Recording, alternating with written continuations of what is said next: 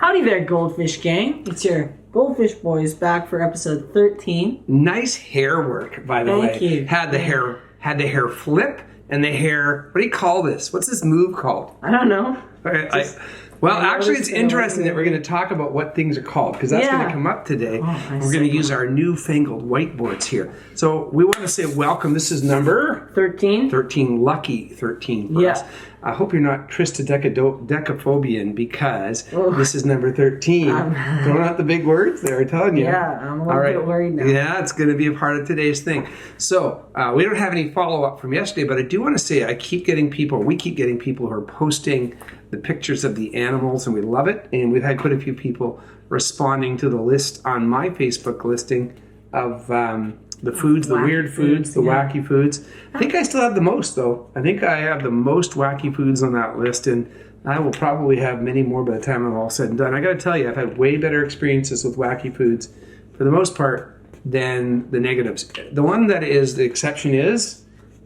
I can think of so many. Well, stinky tofu. Stinky tofu. And that's one of our old videos. If you go to our YouTube page under Goldfish Boyz, you'll see the old videos were called Adventures with Dave and Paula. And we had one at the night market, probably the one I liked the most. There's about 5 or 6 there. I'd encourage you to go back. We also have one where we made escargot. Yeah, out of garden snails. Out of garden snails. Yep. And so that one, and Skippy played a prominent role in one of the videos as well. Yes. So I would encourage you to go back and see those. But today, what's on the dial for today? So we are doing some, what did you say this is called? Boulder Dash or something? Well, I actually call it Stump the Teacher with my students, but it's based on a game called Boulder Dash. We've added a couple of twists to it. Yeah.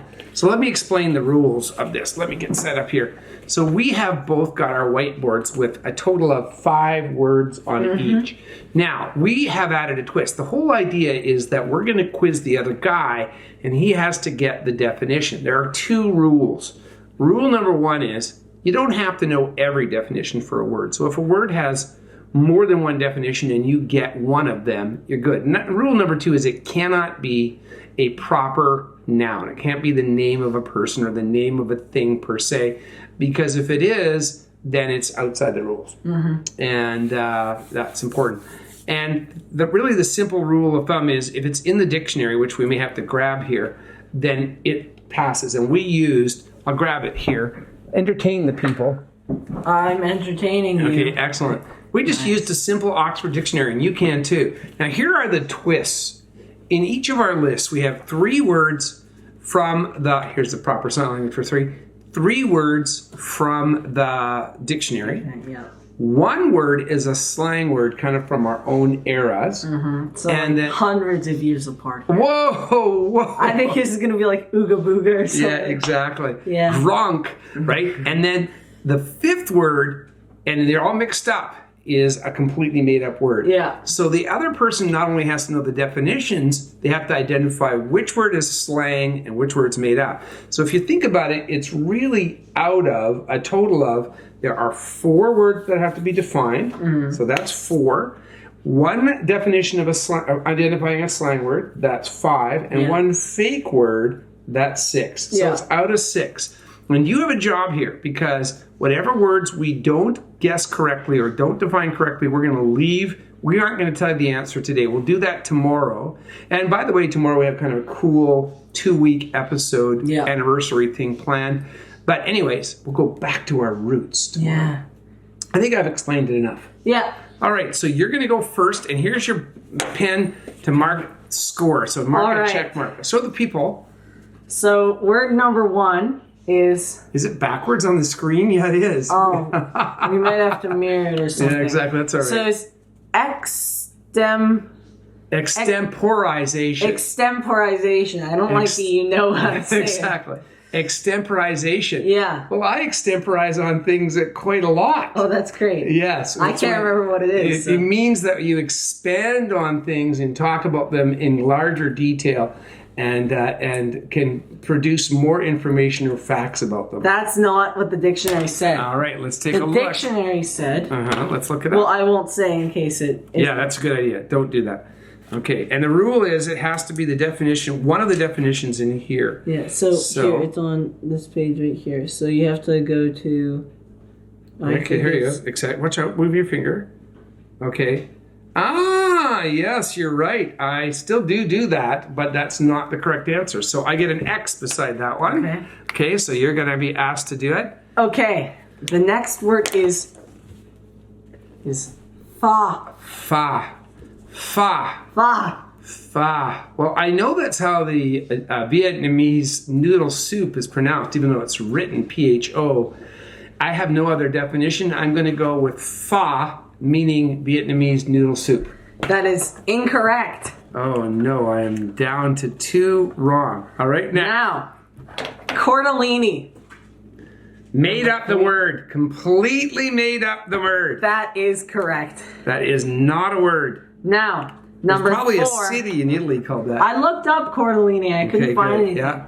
Number 4 is bread. B-R-E-D. Oh, that's a slang word. And I don't know what it means, but I'm going to say that I'll get the slang word point, but the definition word, this is one worth 2 points.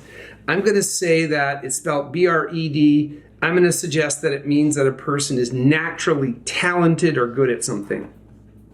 I got that incorrect. Incorrect. And number a 5. Fatwa. You're wading me into something political. A fatwa is a religious duty, particularly associated with Islam, and it's basically a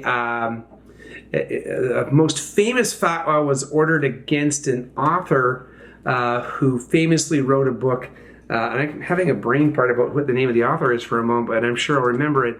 It's basically a decree that somebody be, shall we say, terminated because they... It just said a decision made by an Islamic leader. Exactly. So you're correct. Exactly. So I got 3 out of 6. Yeah, and I would not have chosen that word if I knew it doesn't matter. Its negative connotation. It doesn't matter. So 3 for It's 6. a real word. 3 for 6. Okay, you ready for your words? Yeah. All right.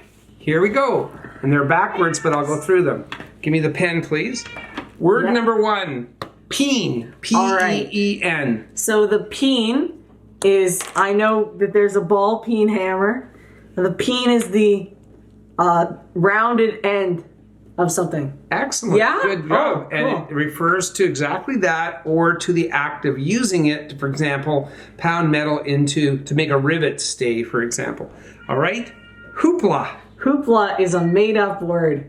It is not a made-up word. Oh, nuts. And there are 2 possible definitions, so we'll let the audience tell us if they know what H-O-O-P-L-A means. I can't believe that we have this backwards without thinking about it. All right, and Bogart is the next word. B-O-G-A-R-T, and it is a small b, so just so you know, it's not the person's name because that would violate the rule. There was a famous actor named Humphrey Bogart. Bogart. I'm going to say that that's a fake word. It is not a fake my God. word. Sorry, you are so far stricken out. Crass. Crass. C-R-A-S-S. Crass. If you are crass, then you are old-fashioned and rough around the edges, and you are not very polished. Sorry. Nice guess. Oh my God. And then the last word, judgety. That is a made-up word. That is a made-up word. Yes. So we both figured out each other's made-up words. This is actually just Judge Judy. That's what I saw.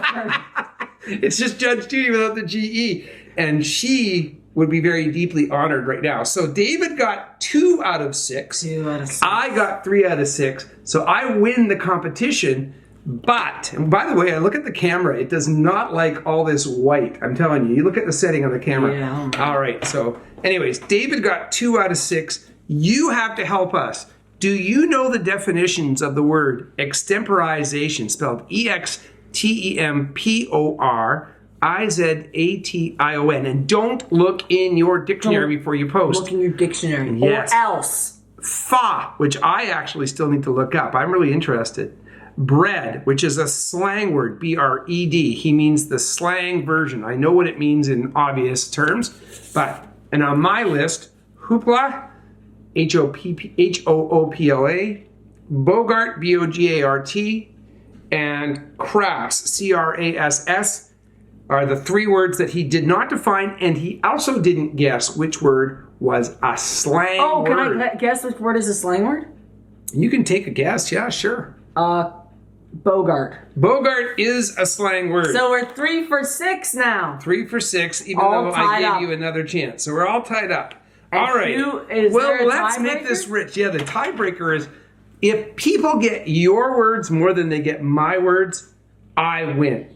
Make sense? If I stump more people than you, I win. And vice versa.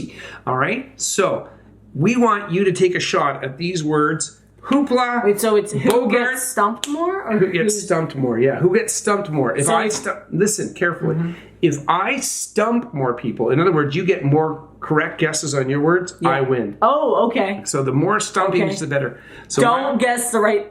Yeah. Just don't guess it. Okay, so we will put them in the comments. We'll put the words that are left here. But we've already figured out which words were fake. We both were able to do that. And we both identified the slang word. So all that's left is for people to define the words, including the slang words.